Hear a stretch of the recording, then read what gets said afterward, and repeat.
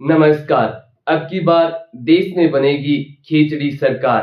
किसी भी दल को कोई स्पष्ट बहुमत नहीं है, चाहे बीजेपी हो, चाहे कांग्रेस हो या कोई भी दल हो, इनको कोई स्पष्ट बहुमत नहीं है। पिछली बार जबरदस्त प्रदर्शन करने वाली बीजेपी अब की बार बहुमत का जादुई आंकड़ा भी पार नहीं कर पाई। अगर भारतीय जनता पार्टी को सरकार बनानी है, तो वो अपने क्षेत्रीय दलों के भरोसे ही अपनी सरकार चला पाएंगे। बीजेपी की सरकार है, वो अब की बार बैसाखी के सहारे चलानी होगी। कब तक टिके रहेंगे नीतीश और नायडू, इन पर पूरे देश की निगाह रहेगी। चलिए पूरे मुद्दे पे चर्चा करते हैं। वीडियो को लास्ट तक जरूर देखिएगा, पसंद आ लाइक करिएगा, चैनल को सब्सक्राइब करिएगा, बेल आइकन को जरूर प्रेस करिएगा। नीतीश और नायडू पर पूरे देश की निगाह टिकी हुई है, चाहे वो एनडीए अलायंस हो, चाहे वो इंडिया अलायंस हो, दोनों की निगाह टिकी हुई है। अगर नीतीश और नायडू अगर पलटी मार दी तो इंडिया अलायंस की बल्ले बल्ले है, और अगर दोनों एनडीए में टिके रहे तो बीजेपी की बल्ले बल्ले है। बीजेपी अब की बार है वो 272 का बहुमत का जो जादुई आंकड़ा है वो भी पार नहीं कर पाई है। पिछली बार जबरदस्त प्रदर्शन करने वाली 300 प्लस में सीट अपने बलबूते पर जीत के आई थी, वो अब की बार 240 पर बस सिमट गई है। बहुमत का 272 का जो जादुई आंकड़ा है वो भी पार नहीं कर पाई है।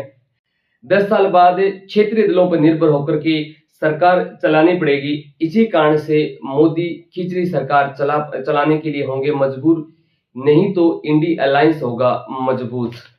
अगर एनडीए को सरकार बनानी है, नीतीश और नायडू पर पकड़ रखनी होगी मजबूत। अगर नीतीश और नायडू चले जाते हैं तो इंडिया अलायंस होगा मजबूत। एनडीए और इंडिया अलायंस की तरफ से भी काफी ऑफर दिए गए हैं दोनों को।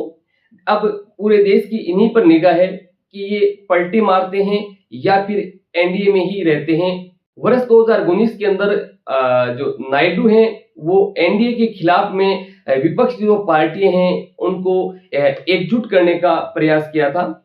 वहीं 2023 की अगर हम बात करें तो नीतीश कुमार ने भी कांग्रेस सहित अन्य जो क्षेत्रीय दल थे उनको मिलाकर के इंडिया गठबंधन बनाने में काफी अहम भूमिका निभाई थी।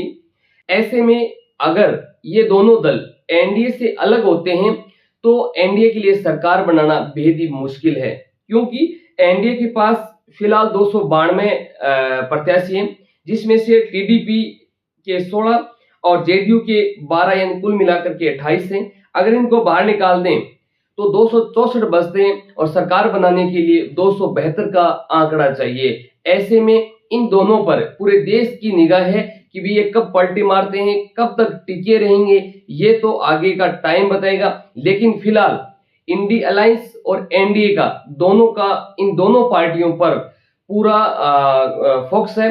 इनको जितना लुभा सके वो लुभाने का प्रयास कर रही है। आपकी क्या राय है, एनडीए सरकार बनाएगा या इंडिया अलायंस सरकार बनाएगी? कमेंट करके जरूर बताइएगा।